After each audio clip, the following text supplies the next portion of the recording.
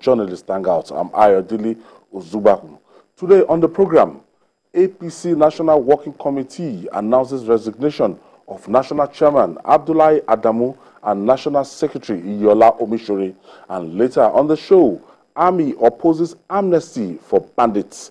I'll be hanging out with Babajide Kolade Otitoju and Gani Kaide Balogun. If you're ready, let the hangout start now.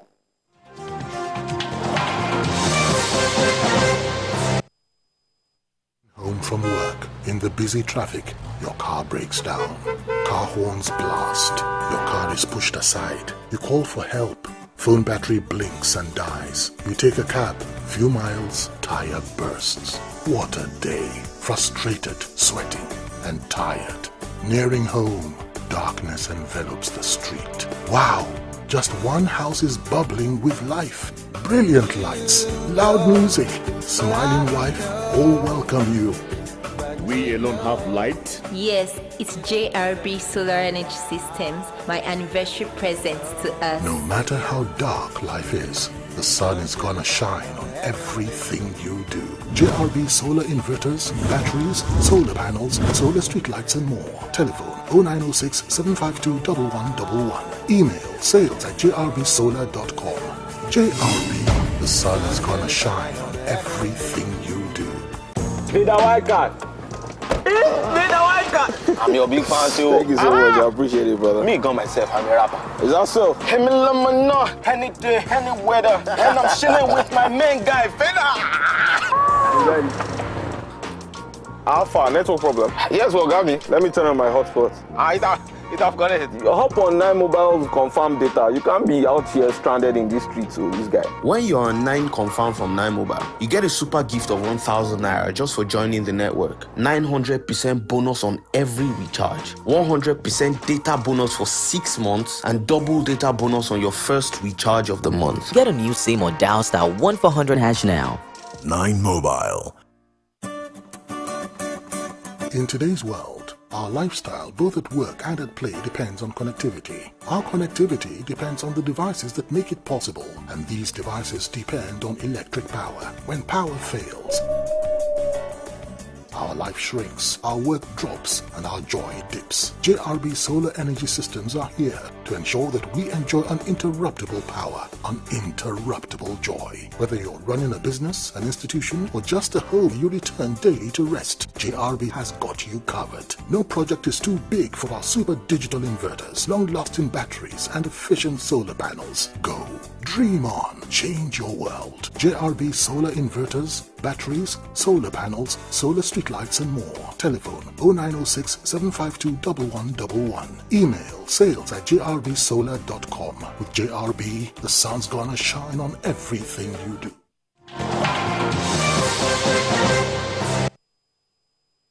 Thank you for staying with us. Let's begin with politics and the controversy over the resignation of the national chairman of the All Progressive Congress, APC, Abdullahi Adamu. The resignation of 2 national officers has been confirmed by the APC National Working Committee. The resignation was announced during the NWC meeting chaired by Senator Abubakar Kyari, who has now taken over as the acting national chairman. The Deputy National Secretary, Festus Fountain, is now the acting National Secretary.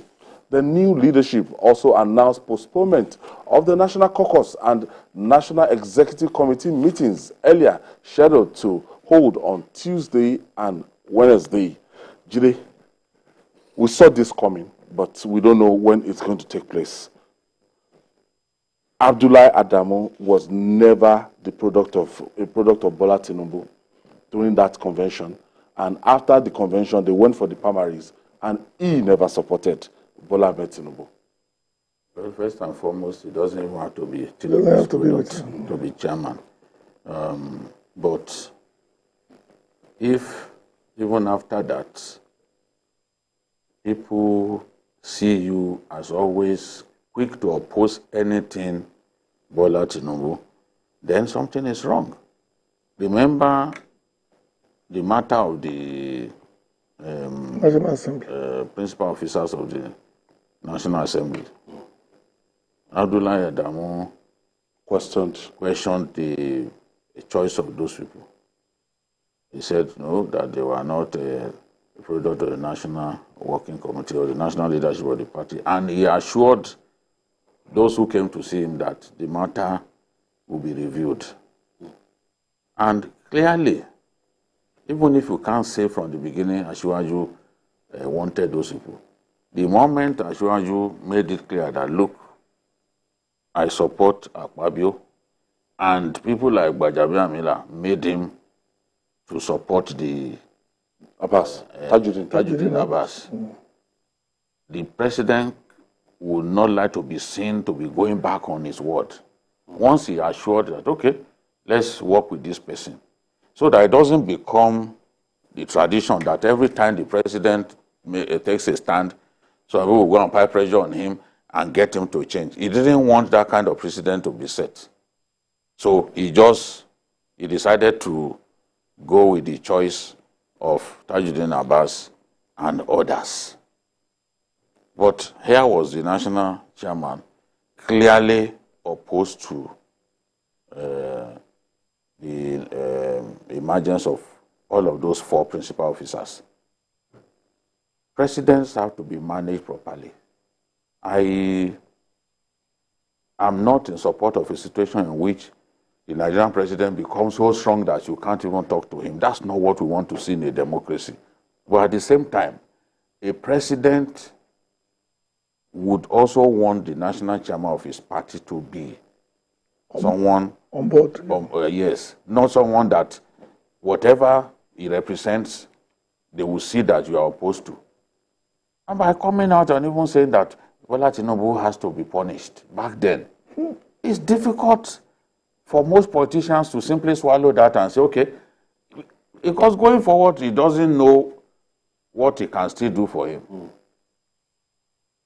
You saw what Yao Darazo, who at that time was SA Special Duties to President Buhari, he was the one who came out to say, look, whatever Asiwaju said in Abeokuta, that's no big deal. Yeah. Even Buhari in 2011 said worse things.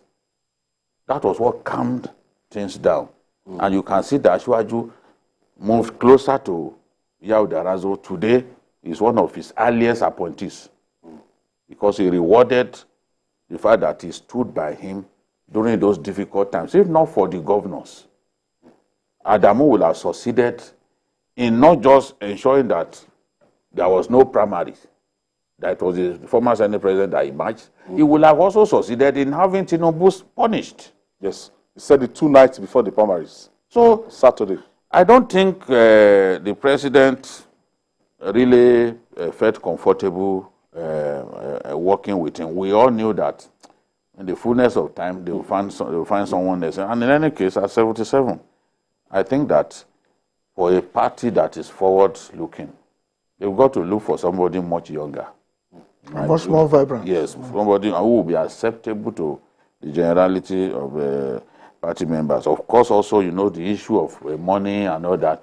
But maybe tomorrow when we are able to expatiate. We can. Since 1999, since the time of Olusegun Obasanjo, you cannot be the national chairman of the ruling party and at the same time you want to face the executive. It's not something that any president will broach, even under Jonathan. Good luck. Well, at no point in time do you have record of a national chairman opposing publicly. Well, the only thing that is constant is change. So you must also face that reality. But what, like Jide said, you cannot have 2 captains in a ship. It's not possible. There will only be 1 leader at a time. And don't forget that when Buhari came in 2015, one of his earliest pronouncements by his people was that Buhari is the leader of the party. Remember, it caused a lot of rumpus at that point in time.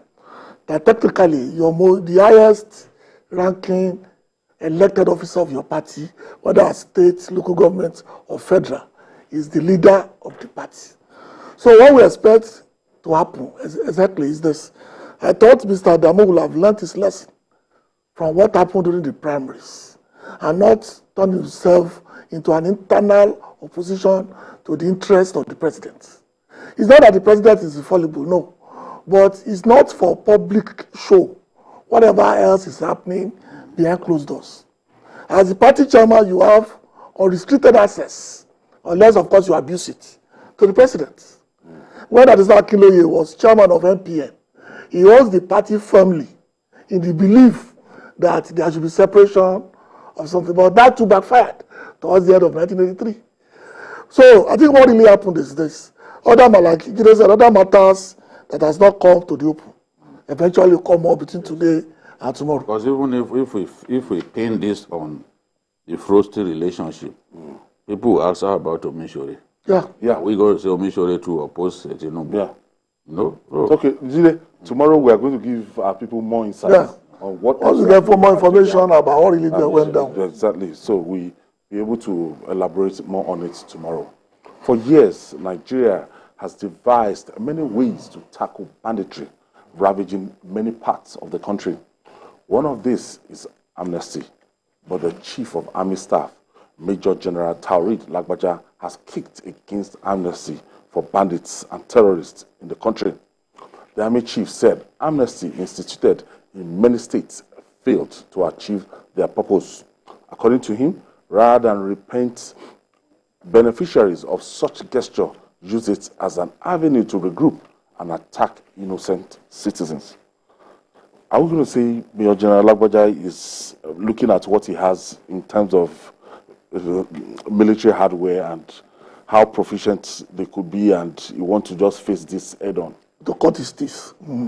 Well, it's just saying the truth. I'm not a soldier, but I'm also opposed to amnesty for these good-for-nothing people. There's no need for amnesty. Crush them. They are not stronger than the state. We have tolerated this nonsense for too long. Two times, Governor Masari gave amnesty. 2 times he had X on his face. And if you ask him one of his biggest regrets, Governor Masari would tell you that it was opting for amnesty. The secretary to the government of the state, at that time, our friend Dr. Mustafa, he was on This Morning last week. He was the one who used to personally go into the forest to meet those guys. And then on an occasion, the governor himself went to see Buhari Ndaji.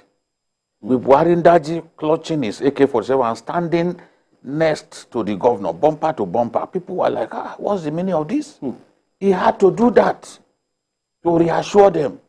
But did Buhari Ndaji not go back to the forest? Was he not killed inside the Dansadao forest by Dogo Gide after he stole cattle belonging to Dogo Gide's in-laws? So they don't change. These are not the people that you give amnesty to, are people involved in crime with political connotation. These are not, they have nothing to do with ideology, with politics. It's just pure criminality. They want to make their money. This is different from Boko Haram. No. They just want to make their money and go. This is economy. This is purely criminal in nature. They don't give amnesty to those people. You simply send them on an errand to go and meet their maker. That's the best thing to do.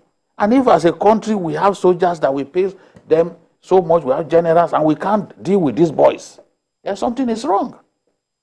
Something is wrong. So I agree absolutely with Lagbaja. This thing, you give them amnesty, they will not stop. Look at even the one that was killed, Ghana, the one that was killed in Benue. Why did the army get angry and they had to kill him? Because that was the second amnesty that they were going to give him. And the army said, informally, not that they came out in the open, of course, they would not say that in the open, you know. The army said they've never seen where amnesty is given twice to an individual. And for me too, I don't think I've seen where amnesty was given to the same individual 2 times. So on their way to go and meet the governor, the military used articulated trucks to block the road, and they killed Ghana because they had killed a lot of their colleagues. So it was difficult to say, why did they do it? Why did they do it? Yes, it's what's it called? Extrajudicial. Extrajudicial in nature. But at the end of the day, these guys are human. Some of them have lost their best friends to this guy. So how do you expect them to watch him again, collect a second amnesty? After that, you go back to the bush, start killing people, and then come back for a third amnesty. That joke has to stop at some point. Amnesty for these ones? No. But some people will be of the school of thought that, look, it is not every situation that you deploy force, and you can't use the military to defeat, in all cases. That, these guys, we have tried it, we've deployed military against them, and we've not gotten results. They want to argue that we might want to use another method, but maybe carrot and stick. No. These are criminals. They have no political or religious undertone that is driving this. It's a pure criminality. And the moment you allowed state actors to bow to the whims and caprices of non-state actors, then the state is lost. Because the essence of power is ability to provide security for the members of their community. Throughout history, the history of civilization, it is the ability of lords and kings to protect their people that led to the emergence of city-states. So it cannot now be our turn that will now allow criminals to dictate how we live our lives, because some people are romanticizing the very elements of what this is.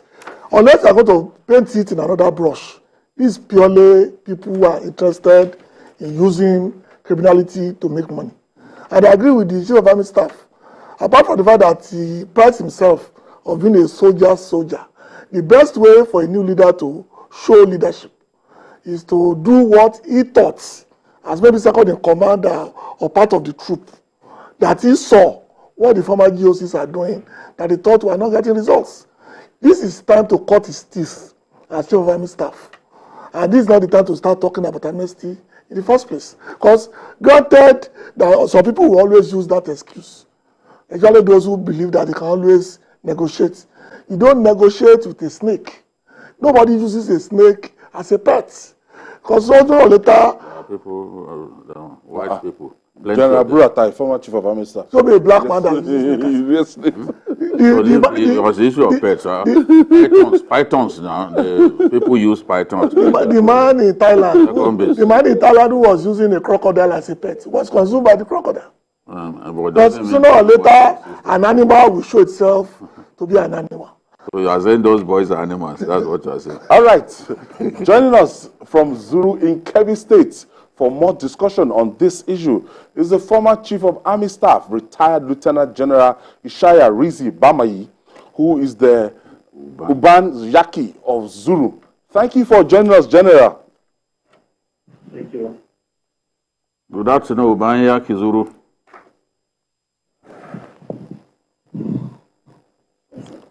I think we're still trying to establish a contact. All right. General, how will you describe life after retiring from active military service 24 years ago? Well, life is how you manage it. When things happen, you adjust and try to keep yourself online. So I think generally life is acceptable, except for the unfortunate security situations we found ourselves, which we are still facing. As a former army chief, how will you assess the insecurity ravaging the Northwest? I think it's most unfortunate and avoidable. I say avoidable because I believe we have the armed forces that can handle the situations. But I think it is the lack of will from the government. The security forces, I don't believe, have been given the right orders to take the right. That's the situation we have. But if given the right orders, the right logistic support, I believe we have an armed forces that can sort out this problem within 2 months. We know the places, some of the governors have been meeting them, some have been come out to say that they know them and they talk to them, yet their states were being ravaged. That means there's a failure somewhere to act. But I sincerely believe if they are given the right orders, the right equipment, we can get this problem sorted out within 2 months. That's my personal view. Now, when you talk about the right order or orders, what exactly are you talking about here? Are you of the view that sometimes they stop them from taking the battle to these boys? Let me be very sincere with you. When I talk of right orders, the armed forces do not work on their own. You have a commander-in-chief. We have service chiefs. Unless the commander-in-chief gives that order, nobody can do anything. Let me give you an example. I am from the local government area. I was in my village house in Machika, and there was something going on around Tenoko village. And I decided to go and see for myself. And I drove myself. I got to a place, I met soldiers sitting down, and firing was going on about a kilometer in their front. And I asked the lieutenant in charge, look, are you not hearing what is happening? Houses are being burnt and there was seeing smoke. And he told me, sir, we have not been told to act. And no military chap or unit will go and start fighting without receiving the right orders. When I talk the right orders, legitimate orders, because if anything happens, you have to justify your action. But I was a soldier before I became an officer. I started my service on the ranks. I went to the Defense Academy as a corporal. And I know what it is for operations to be successful. So the right orders must come from the highest point, and that is the commander-in-chief. No chief of army staff can deploy troops anywhere without receiving instructions. In most cases, written instructions. And I believe the problem we had was nobody was there, or they just enough to give such orders for reasons known to those who were there before. That's what I mean. Now, there are those who have said that we can only win this battle against this band of criminals using kinetic and non-kinetic approach. As the retired chief of army staff, which approach would you recommend for us as a nation to get us out of this big problem?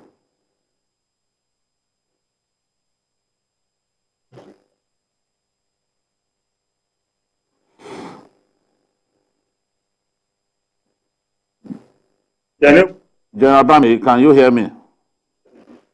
Yes, I'm hearing you now. Okay, let me reframe my question. I said there are those who believe that to win this war against bandits and terrorists, we need the kinetic and non-kinetic approach.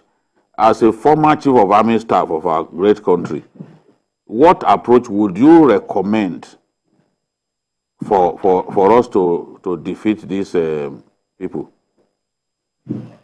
As far as I'm concerned, from the military point of view, I don't believe in other palliative more than facing these people frontally and defeating them on the field. I do not see any other approach to it, because they are not people who have any feelings, they are not any people who want peace. And to make peace, sometimes you have to fight and make peace by force. It's not all the time to go about begging people. You cannot beg these people who have been there terrorizing people. My people in rural area now, most of them are no farm for the last 2 years. I'm a farmer. I have not been to the farm now for 2 years because I cannot afford to see my people being killed in the field. So my approach is proper military action. Thank you. Now, Kebbi, your home state, is one of the states most hit by banditry. Why is Kebbi's situation peculiar? Well, and that is why I feel the proper approach is to defeat these people on the field by use of force. Because I am saddened we have so much responsibility on our people. Our people are known to be hardworking. We are all peasant farmers. Many of them have not gone to the farm for 2 years. We are having so much burden supporting these people. I am not blaming anybody, but I still believe, if we have right orders, proper equipment, proper logistics, this thing can be overcome in 2 months. We have men who can do it. Nigerian army that have left so many years ago, I don't think has changed much. If they are given the right order, every officer will want to be a successful officer. I believe we can do it. Do you think we have the right number of troops to get the job done? I believe we do have. What we do not have is the will. And that will is from the leadership. The will must come from the leadership. Let the leadership be sincere. Because I think what has happened in past years is lack of sincerity. Wow. And I must say from top to bottom, a situation where you see bandits sitting down to discuss with a governor, and then a governor coming out to tell you that they know them, they speak to them. Whatever you need, it means how many forests do we have here that are paying impenetrable to the military? I believe we have the men. It is not the crowd that matters. Give them proper equipment, ensure that their morale is high, and I assure you, with good leadership in the field, we'll do it. I'm convinced it is possible. Now, some kidnapped students from government college that's in Biniyari are still in captivity. What do you think we need to do to ensure their rescue? Are you talking of the students from Yauri? Change the question. And why we still have students from my state in Yauri? Are you talking about them? Okay, let's leave that, sir.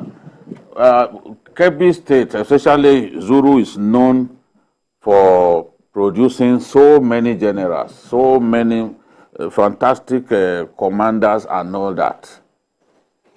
Is there anything that retired generals, retired officers of Zuru origin are doing to try to solve this problem of constant killing of your people by bandits? Is that a way we are coming together? Well, I think we have been doing a lot silently. Don't forget, we are retired, and there's a limit to what we can do. We cannot go and buy arms for people. But what we have is we have been supporting our local vigilantes that we call Yansakai. They know us, we know them. We have been giving them as much logistic support as we can. And I assure you, given the opportunity, we can raise 2 brigades in Zuru land. But if you raise brigades, what are they going to fight with? We cannot go and buy arms. But if there's a way that this thing can be organized, and these people get legal issue of arms, I assure you that we'll take care of it. We have been defending our people. Otherwise, this route is would have gone. Our people have been doing, the generals have been doing very well. At least I know about 2, 3 generals that has taken so much pain, taken logistics for distributed their families, widows, and the rest of it. So I think the generals have done well, and the soldiers are ready to act, given the right incentives. Now, still talking about the matter of supporting the vigilance groups. Every time the bandits and the vigilantes clash, it usually results in heavy casualty on the part of the vigilantes because they don't have the kind of weapons, the RPGs, the AK-47, AK-49, and GPMG that these boys have. Don't you think that it amounts to putting young people in harm's way if we encourage them to confront people that they do not have the kind of weapons they have? Well, for those who are not around, the people might think that the casualty rate is higher on vigilante, but that is not true. They have been forced to learn tactics. And in most cases, what they now use is to ambush these people. In fact, I think they are the ones suffering very high casualties.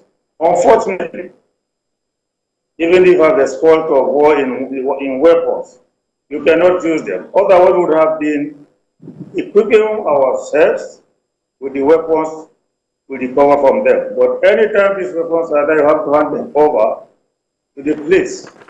Unfortunately, sometimes the army and the police come into it and they have joint operations. So it is not true that we have more casualties than the bandits. Maybe you need to check what happened about a week or 2 weeks ago. You'll find out when they found out why then they surrounded them. The army came in and it was a very, very successful operation. So I do not agree that we have more casualties on the side than the bandits. No. We have casualties, no doubt about it. But the ratio is not as people are thinking about. General, what do you think will happen if we go the way of getting state police to handle this particular situation? Given the fact that the Nigerian army is being overstretched for all these internal conflicts that they are working on, will creating state police not be a better option in solving this particular quagmire? Well, state police is a good idea, but I'm not sure that the state police will solve the problems of banditry, especially in this area. Are you going to have a state police that is properly equipped, properly trained? And what are the number of how many of them? Because when we talk of state police, we are going to have people. But when we are talking of these, our vigilantes, you virtually have them in every house, although you don't know them. State police, if properly equipped, will be fine. But how do you get the required number of operations from time to time? You are garrison commander here in Lagos, and you also held many top positions in the army. What has changed in the way the army of your era was run and what we have now? Well, I must confess, whatever it is revolving.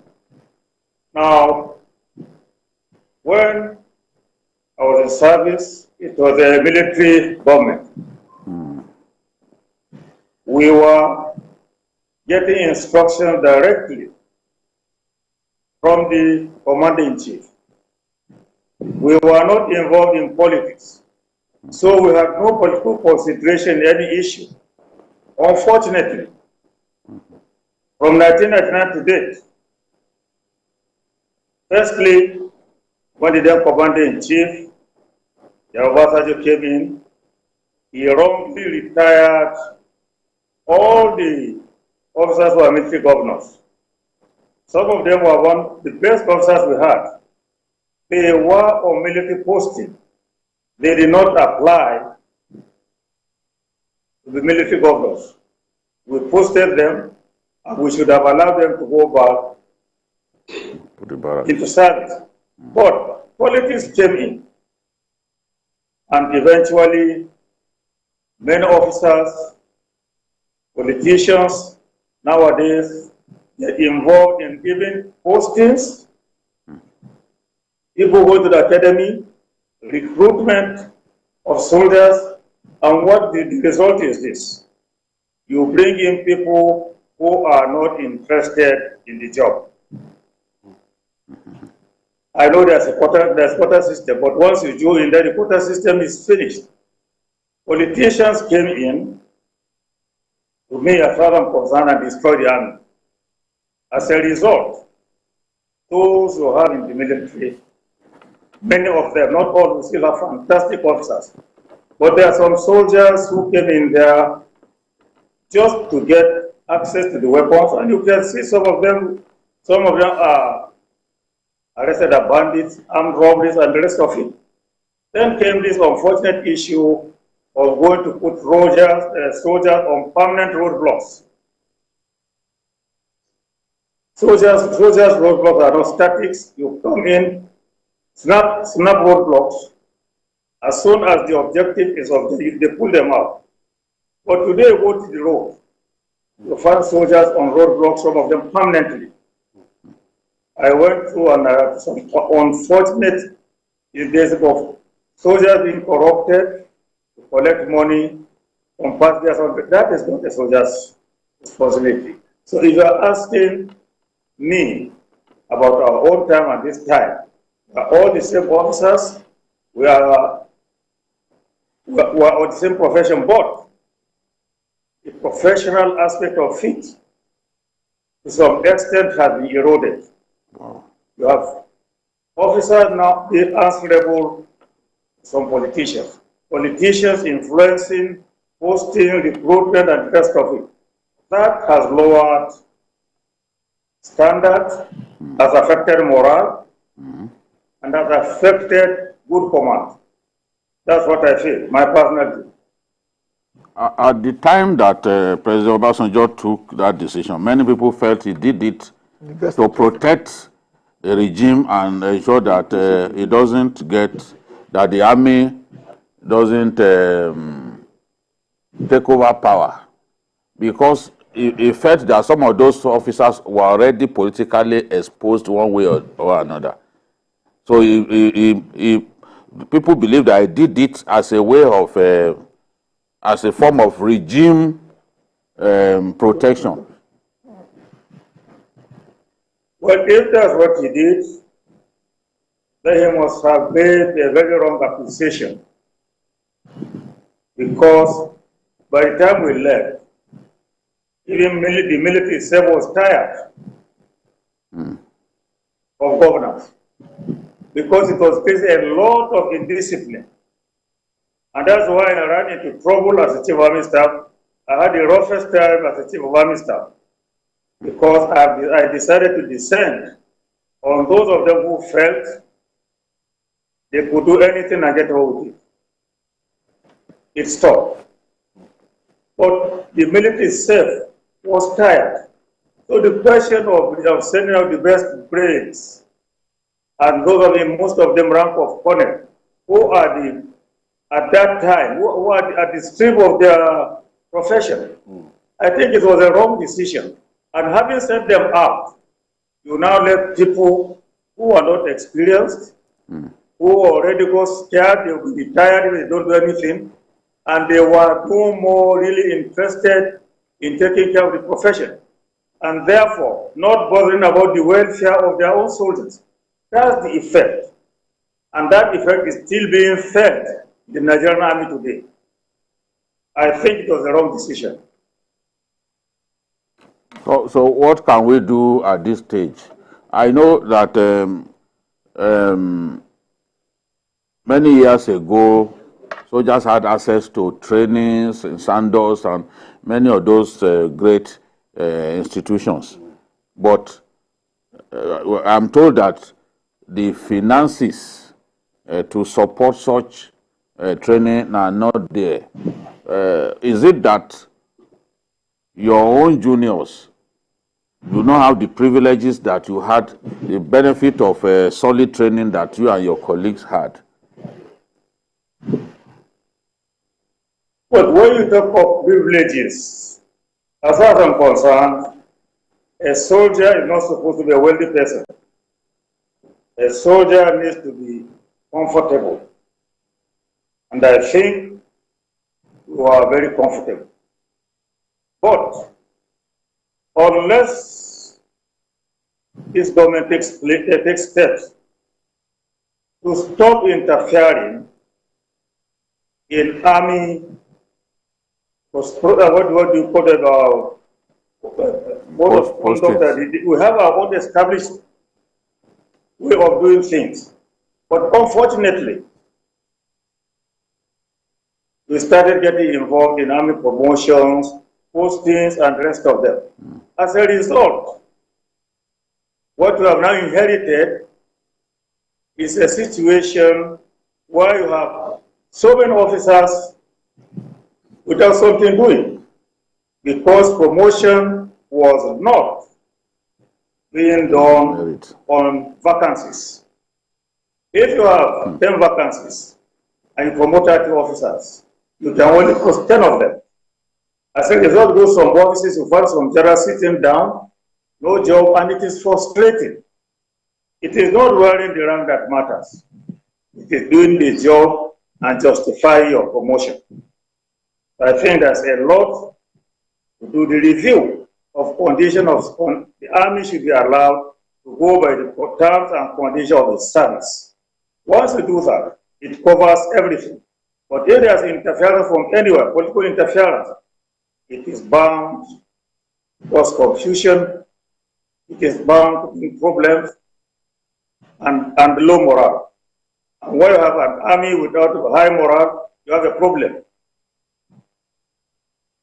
That's my view. The issue of mass retirement when service chiefs are promoted, like the one we just had recently. Appointed. Well, as far as I'm concerned, it is a normal thing. As a commander-in-chief, you come in, you want your own service chief who will do what you want. I'm not saying that the others were disloyal or whatever it is, but it is normal that when you take over, you reorganize. There is nothing wrong in organizing issues. And when you reorganize, some people are bound to lose their posts. I do not see anything wrong with it, with the commander-in-chief coming in and okay, this is the team I want to work with. After all, if you are fortunate, every officer, competent officer in the army wants to be chief of army staff, but you tend to all be. And if you are there, even if it is for 1 month, you have achieved the objective. So as far as I'm concerned, you've achieved whatever you want to achieve. That's the highest level you can get. But I believe as a commander-in-chief, you have right, and it is better for you to choose your own services. Go back and check that there are some commanders, that officers who stayed for very long this and you become effective until you start going down. So I believe the action of retiring, appointing services at any time is the prerogative of the commander-in-chief and nobody should question it. General, but the concern is sometimes up to 100, 130 officers get retired just because some service chiefs have been appointed. Are we not losing so many officers after all the money that we spent in training them? We just lose officers in their prime like that. Is it not wrong? You see, in the military, you must maintain discipline.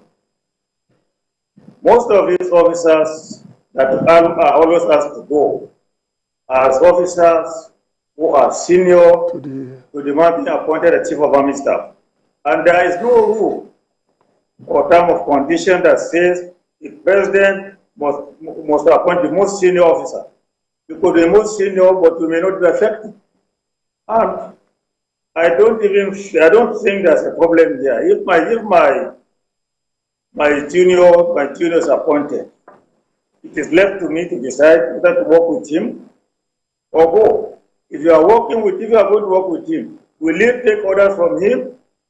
He's the chief of army staff. You are his senior by commission or promotion, whatever it is.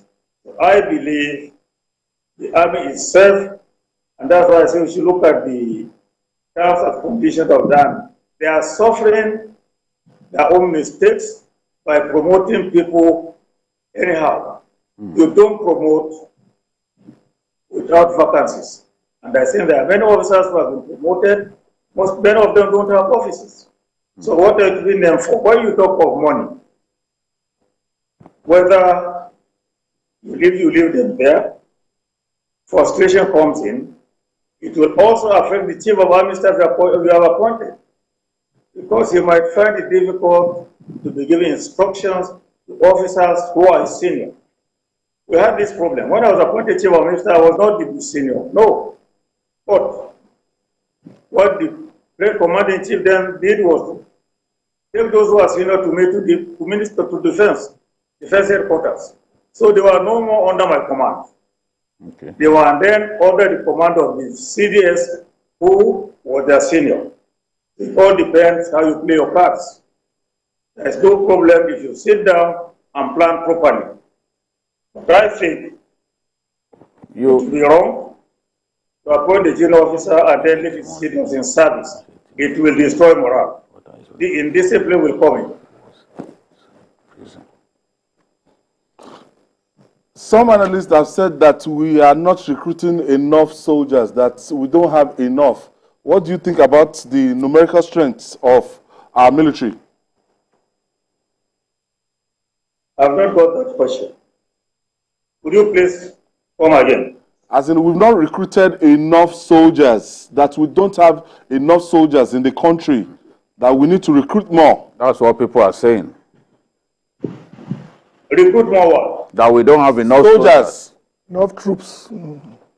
Well, to me, if we don't have enough officers, we wouldn't have a situation where I have some office, 4 or 5 officers live in one office with no appointments. If you recruiting more, does not mean you not go by the terms and conditions of service. If you recruit more officers or soldiers, they go for training. It is a matter of people being phased out as their time service, which I think is 35 years or so. But the army itself made one mistake, which I was told they've corrected. While we were in service, for every rank, you spent 5 years. I was a lieutenant 5 years, captain 5 years, major 5 years, lieutenant 5 years, and so on. But when you shoot yourself on the leg by reducing this time, the other time you take 4 years as a brigadier general to make a better general. Then it was cut down to 2 years. General, sir, danger, which means do we have enough? Many people, do we have enough soldiers? Do we have enough soldiers to deal with the security threats that we have as a nation? Do we have enough? You see, the question is this. My answer is this. It is not the number of soldiers that matter. Have you equipped them properly? Have you trained them properly? Have you given them the proper leadership? Have you bothered about their welfare? These are issues. The moment you don't take care of your soldiers, even you have so many of them, it's of no effect than if you have properly trained soldiers with very high morale, well equipped, So it's not a matter of numbers. So for me, I cannot answer that question because I don't know the strength of the Nigerian army today. So I cannot tell you we have or we don't have. But I believe, I repeat, given the right order, the right equipment, we have soldiers who can overcome this banditry. Okay, General. Finally, you were put in prison for years. What are your regrets after serving? Sorry, I've not got to go. As in, you were put in prison after serving. That is you finished serving in 1998. What are your regrets? You are in prison for many years. So what are your regrets about being put in prison after serving your country meritoriously? Let me be very sincere with you. I have no grudge for going to prison. I believe that the way the government was pursuing me there, God took me there to save my life, to protect me. So I have no grudges with anybody. As I said before, all those I felt had a hand in my going to prison, I've met them after imprisonment. What after I left prison? I've met all of them, including the Commander-in-Chief, General Obasanjo there. I do not have any hard feelings for anybody. All I have is glory to God for sparing me. And I'm still healthy, I'm still okay. The army is still taking very good care of me. I'm still alive. And one thing I can assure you, I'm always in support of the government, whatever it is. So I have no grudges whatsoever against anybody. What I have is gratitude to God for sparing my life. All right. I want to thank you, former Chief of Army Staff, Lieutenant General Ishaya Bamayi. I thank you very much for having me. All right. I'm sure. Let me close by saying, all I've said are my views, and I strongly believe in whatever I've said. I'm convinced, given the opportunity, that's exactly what I do, that's what I believe. Thank you very much.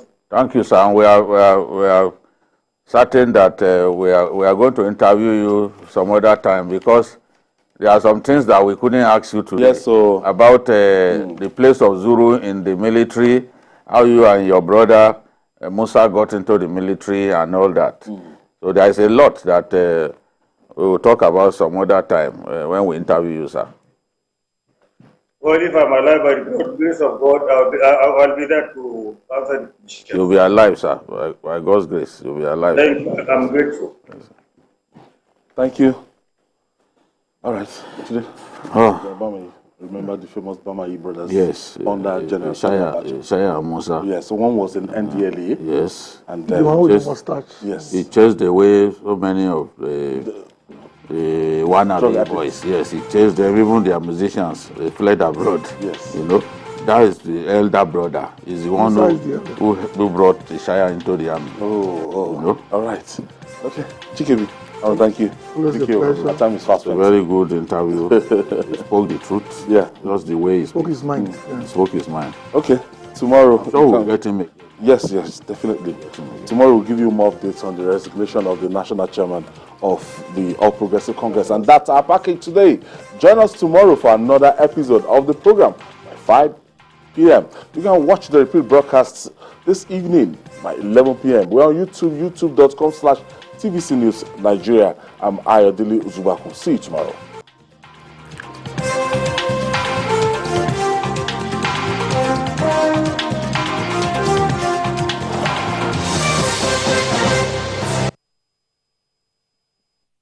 Is a paid presentation by ShopX TV.